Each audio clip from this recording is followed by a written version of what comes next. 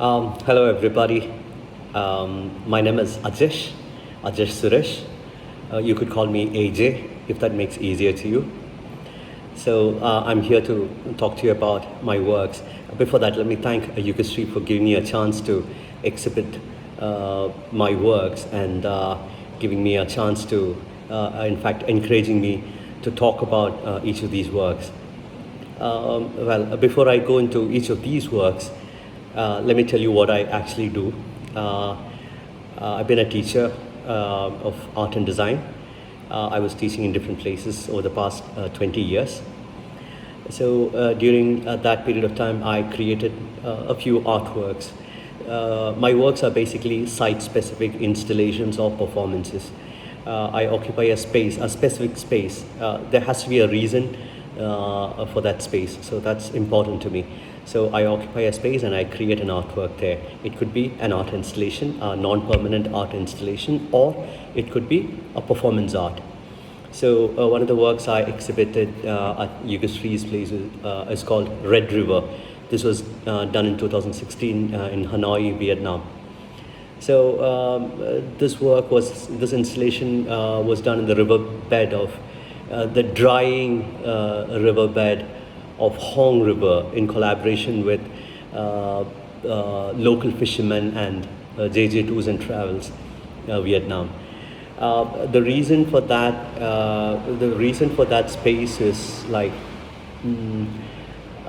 that river, which is locally called the Red River, is a lifeline of thousands of people there, thousands and thousands of people. It passes through Vietnam, the northern part of Vietnam.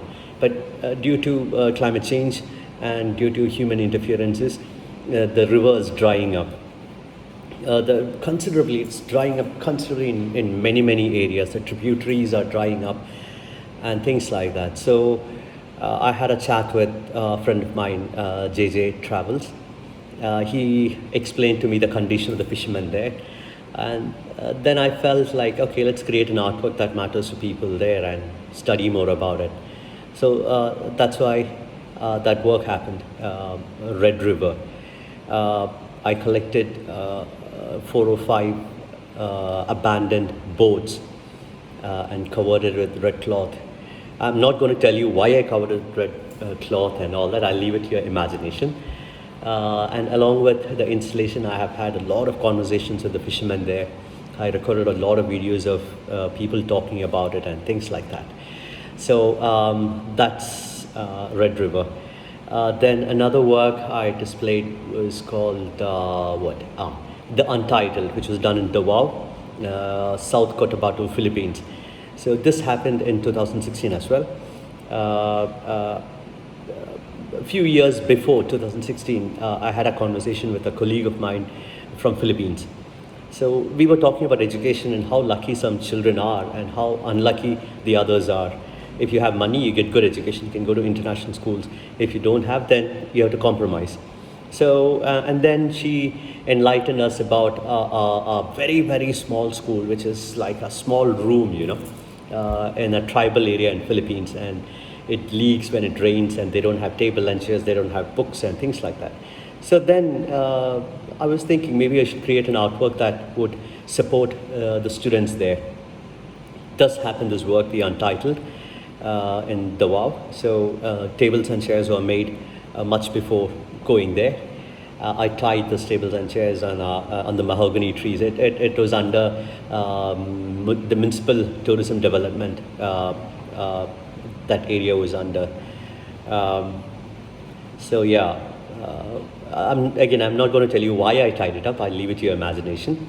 And then after the art installation was done, we donated these tables and chairs, these 3 large tables and I think some 15 chairs or something. Yeah, we donated it to the school there. So again, I have a lot of videos and photographs and things like that about this work. And in fact, it was not just me. I had a group of teachers who had traveled along with me to this place. A lot of wonderful things happened. Maybe another time I'll explain it to you. Yugashri said 2 minutes and now it has crossed 4 minutes and I got one more work to talk about. So this work was done in 2010, titled Entangled, Birmingham, England. So I was doing my master's in fine arts then. So I felt life's path is filled with choices, and we decide the next move, isn't it? So thus, when we decide the next move, you can get entangled in it, or you can pass through it depending on your karma. So that's what this work was about. In fact, at that point of time in 2010, I was entangled in my life with a few things. And then I relate that to Mother Nature too, how she's getting entangled. So, yeah, things like that. So I'll leave it to your imagination to think about. So basically, yeah, these choices in life to me appears as a beautiful design. You are somewhere and you have choices in front of you, and it's like a perfect design, and you pass through it, you get entangled, or you pass through it, you just survive. So all these things came about in my mind to create the Entangled. So with that note, let me thank you, Yugashri, again. Thank you, everybody, for giving me an opportunity.